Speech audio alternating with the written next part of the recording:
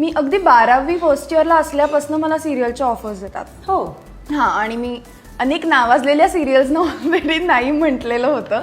मी नावं नाही सांगणार कोणाचीच, पण ऑलरेडी मी नाही म्हणून झालं होतं, कारण तेव्हा ती वाईब कुठेतरी मला येतच नव्हती की आपल्याला शिफ्ट व्हायचंय. काही एक सिरियल तर पुण्यात शूटिंग होतं, तरी सुद्धा मी नाही म्हटले होते. आय डोंट नो, म्हणजे अजूनही मला कारण नाही माहिती त्याच्या मागचं, पण मला ते फिलिंगच येत नव्हतं की आपण अजून टेलिव्हिजनसाठी काम सुरू करू शकतो किंवा असं काहीतरी.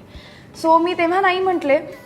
पण आफ्टर माझं ग्रॅज्युएशन, पोस्ट ग्रॅज्युएशन मी मास्टर्स करत होते. मी जस्ट ॲडमिशन घेतली होती आणि माझी फर्स्ट सेम असताना मला ह्या सिरियलसाठी विचारलं, तुझ्या जेव रंगण्यासाठी. आणि या सिरियलसाठी 1 वर्ष आधी सुद्धा मला सुबोधदाने विचारलं होतं.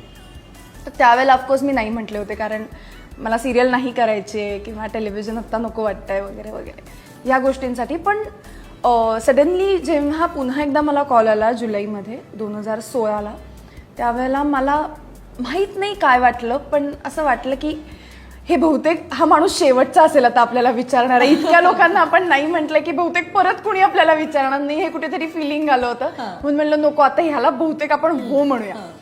पण एक नवीन गोष्ट अशी होती की कोल्हापूरला शिफ्ट व्हायचं होतं.